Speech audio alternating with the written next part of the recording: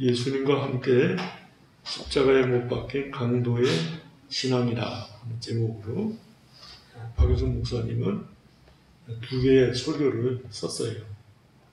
저는 예전에는 이 강도의 구원과 신앙에 대해서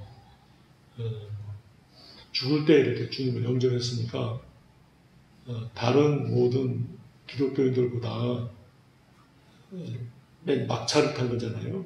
그래서 어떤 면에서는 좀 부끄러운 구원이 아닌가 그런 생각을 했더랬어요. 근데 박유선 목사님께서는 아주 굉장한 칭찬과 또 강도가 성령의 감동으로 말미암아서 십자가에 달려서도 예수 그리스도의 의와 예수 그리스도를 구주로 영접하고 승리했다 이렇게 썼어요. 그래서 예수 그리스도의 그 의를 발견했다.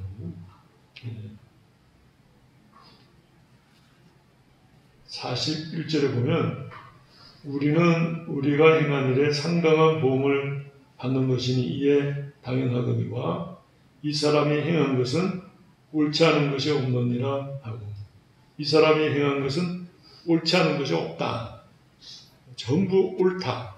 근데 전부 옳다는 말에 있어서 절대적으로 의롭다. 그런 이제 표현이라고 박유선 목사님이 썼어요. 그래서 십자가에서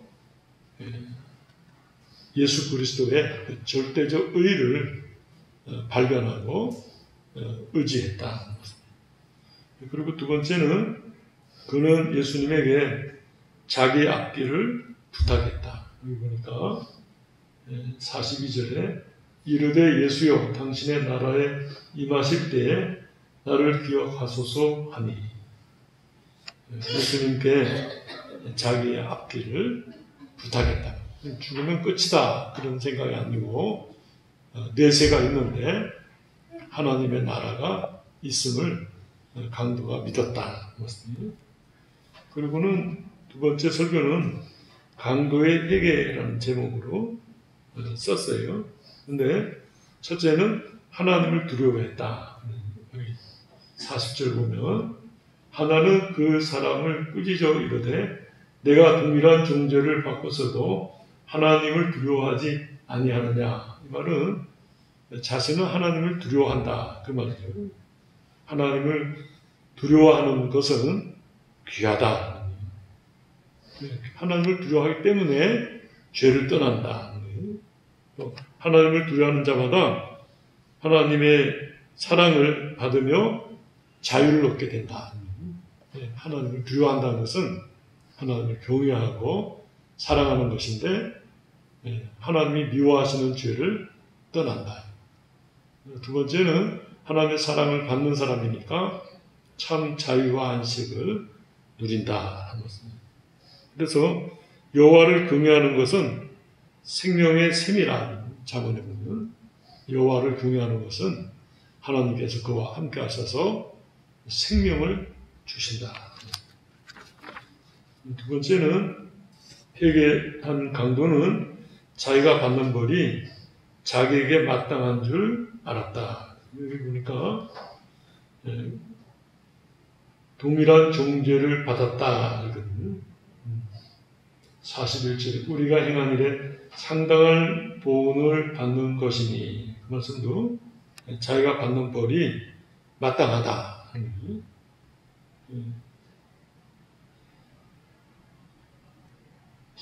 탕자가 돌아올 때도 지금부터는 아버지의 아들이라 일컬음을 감당치 못하겠나이다. 그렇게 회개하면서 돌아오거든요. 그러니까 죄를 짓고서 벌을 받는 것에 대해서 당연하다, 옳다 그런 태도가 참 회개의 표식이다 이렇게 말할 수 있겠어요. 세 번째는 예수님의 절대성을, 그 의의 절대성을 고백했다. 아까 말씀 나눈 것과 같은 내용이에요. 네 번째는 재림신앙이에요. 여기 당신의 나라에 임하실 때에 나를 기억하소서 하니, 재림신앙을 가졌다. 예수님께서 재림하신다는 것이 성경에 1518번이나 기록되어 있다고 그래요. 근데 신약에만 300번이 된다고 그래요. 재림에 대해서 성경이 많이 가르치는데 그렇게 주님을 의지했다. 여기 43절에 예수께서 이르시되 내가 진실로 내게 이르노니 오늘 내가 나와 함께 낙원에 있으리라. 낙원은 이제 천국을 의미해요.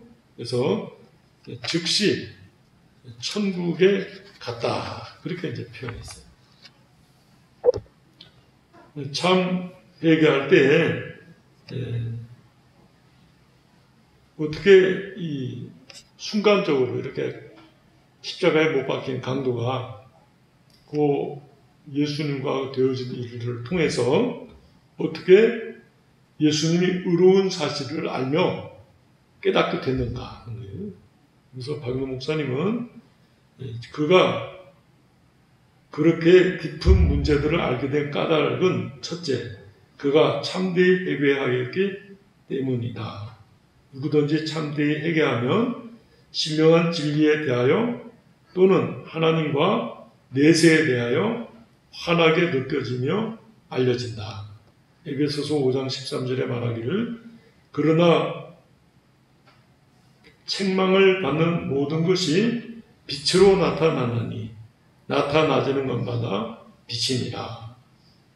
그 말씀 인용하시면서 참 회개하게 되면 하나님의 진리를 밝히 알게 된다.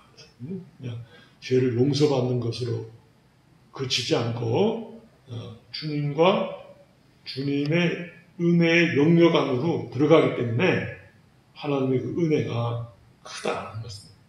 두 번째는 그는 극단의 불의와 지극한 의와의 명백한 대조를 느꼈기 때문에 지금 자기는 벌을 받아서 십자가에 죽고 예수님은 우리를 대신해서 십자가에 죽으시는데 의로 절대적 의를 가지신 분이잖아요. 그래 극명한 대조 때문에 성령에 의하여 직관적으로 내세를 깨닫게 되었다. 그때 예수님은 지극한 의를 나타내셨고 그를 죽이는 자들은 극단적 불의를 나타냈다. 그러한 의와 불의의 대조를 앞에 놓고 신령한 감동을 받으면 내세를 알게 되는 법이다. 이렇게 썼어요. 그래서 되어진 일들 속에서 참 하나님을 의지하게 되니까 하나님께서 성령으로 말미암아 그 강도가 참된 신앙의 자리에 서게 됐다.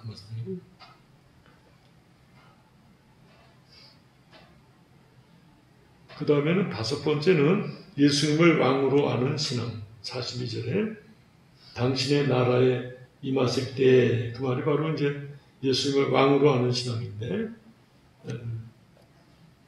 예수님께서 장차 그의 나라를 세우실 것을 말하여 준다. 예수님을 왕으로 아는 신앙가는 금생과 내세에 불행이나 저주가 자기에게 없을 것을 확신하게 된다. 그 이유는 예수님은 금생과 내세의 절대적 주재자이시기 때문에 신자를 불행과 저주에서 언제나 구원하시기 때문이다. 이 회개한 강도가 예수님을 이렇게 왕으로 생각하게 된 동기는 예수님의 죽으심이 너무나 위대한 것을 깨달은 데서 일어난 것이다. 어떻게 그가 그렇게 깨닫게 됐을까? 참 회개하면서 성령의 감동으로 말미암아서 깨닫게 됐다. 여섯 번째, 영원 불멸에 대한 신앙. 이 회개한 강도는 말하기를 예수여 당신의 나라에 임하실 때에 나를 생각하소서라고 하였으니 여기 나를 생각하소서 한 말은 그의 육신 생명이 떠난 후에도 그의 존재가 계속할 것을 믿은 사상이다. 그는 세상을 뜬 후에도 나라고 하는 존재가 계속될 것을 믿었다. 그 믿음을 예수님께서 옳게 보신 의미에서 말씀하시기를 내가 진실로 내게 이르노니 오늘 나와 함께 낙원에 있으리라고 하였다. 귀한 말씀이에요. 내세 신앙을 가졌다. 그러면은 일곱 번째 또 다른 설교가 그러니까 세 편이네 보니까요. 십자가에서 회개한 강도의 신앙과 천당 그런 제목으로 또 한편 썼는데 하나는 십자가의 위력을 본 신앙 40절 41절 두 번째는 군중의 소리를 듣지 않고 고요히 진리의 음성을 듣는 신앙 참 귀하다고 생각이 돼요. 말씀을 읽으면서 지금 제가 지금 예수님을 십자가에 못 박고 조롱하고 비웃고 막 떠들고 아주 시장바닥 같이 그런 가운데 그 떠드는 소리는 듣지 않고 고요한 가운데 성령의 감동으로 예수 그리스도의 구주되심과 그 은혜를 보았단 말이에요. 그게 이제 귀한 것이에요. 참 우리가 고요한 중에 이 세상의 모든 험함과 소란과 소동을 멀리하고 고요히 주님을 찾는 생활, 찾는 태도, 그게 참 경건하고 하나님이 기뻐하시는 태도라 이렇게 말할 수 있겠어요. 그들은 대부분이 예수님을 죽이는 데 협력하는 자들이었고 혹은 예수님을 조롱하였다. 그러나 이 사람은 회개하는 강도는 고요히 예수님을 보며 그에게 있는 의를 알아보았다. 그것이 신앙이다. 신앙이란 것은 대세주의가 아니라 이 세상 사람들은 흔히 대세주의로 흐른다. 신앙이라는 것은 여러 군중이 떠들고 대세를 이루는 그런 것을 쫓는 것이 신앙이 아니고 진리를 쫓는 것이 신앙이다. 이런 말씀이에요. 그래서 그 소란스러운 가운데서 참 진리 되신 예수 그리스도를 보았다. 세 번째는 예수님께 부탁하는 신앙. 회개한 강도는 예수님께 자기 영혼을 부탁하면서 한 말이 예수여 당신의 나라에 임하실 때 나를 생각하소서라고 하였다. 신앙이라는 것은 하나님께 문제를 밀어맡기고 안심하는 것을 그 생명으로 여긴다. 참 귀한 말씀이에요. 신앙이라는 것은 문제를 하나님 앞에 밀어맡기고는 편안해. 내가 하나님께 맡겼으니까 이제는 하나님이 해결해 주시겠다. 이렇게 믿고 평안을 가진다. 이게 생명 있는 신앙이다. 우리가 염려하거나 걱정하는 일이 있으면 하나님 앞에 기도하고 맡기고 편안한 피곤하면 운전 잘하는 사람에게 운전 맡기고 자잖아요. 그냥 편안해. 그냥 잘해줄 줄 믿고 자는 거죠. 그렇게 하나님 앞에 우리 인생을 맡기고 안식을 누립니다. 근데 믿음이 없는 사람은 맡기고도 안절부절하죠. 이래라 저래라 하면서 운전 간섭을 하고 또 막 불안해하고 막 덜덜 떨고 그러거든요. 근데 맡기고서 편안히 자는 거예요. 하나님 앞에 모든 문제를 맡기고 염려하지 않는단 말이에요. 어떤 성도가 이런 말을 썼어요. 기도한다면 염려하는 것은 아무 소용이 없다. 기도했기 때문에.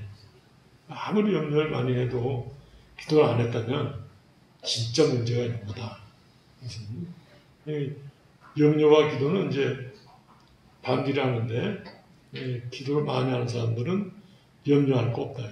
실제로 염려라는 것은 어떤 책에 보니까 대략 그 수치가 정확하진 않아요. 제 기억이.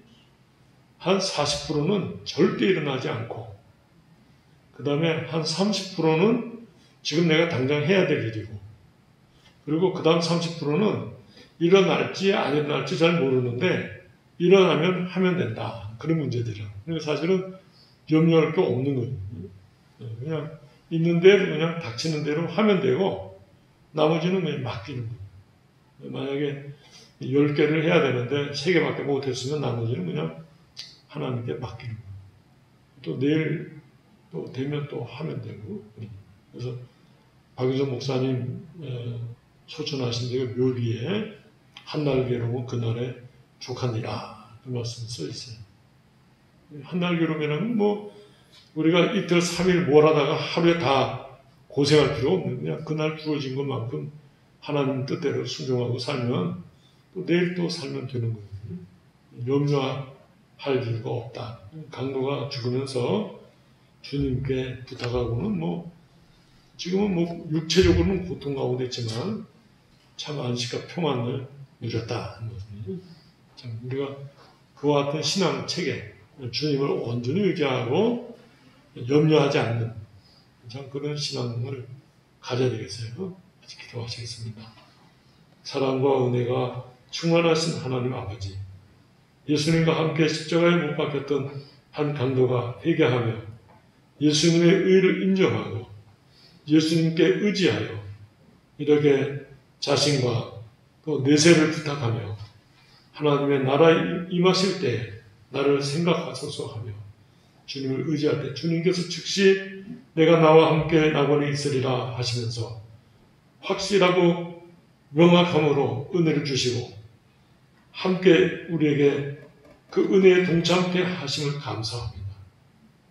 참 순간적으로 그 짧은 시간에 예수 그리스도를 믿으며 의지할 때 성령께서 그 참 회개하는 강도의 신앙을 보시고 감동을 주사 예수 그리스도의 절대적 의와 그 진리를 깨닫게 하시고 소망을 주신 것을 살펴보았습니다. 우리가 주님 앞에 바르게 회개하고 진실되게 주님을 의지하게 되면 동일하게 주님께서 저희들에게도 성령을 주셔서 그 진리를 밝게 깨닫게 하시며 참 안식과 평안한 삶을 누리게 하시는 것을 발견하게 됩니다. 우리가 자행자제하며 염려하며 걱정하며 애쓰는 어리석음에 있지 않게 해주시고 주님 앞에 나와 부르짖고 찾으며 주님께 맡기는 믿음으로 서게 하여 주시옵소서. 또 오늘 한 해가 주님 앞에 시작합니다.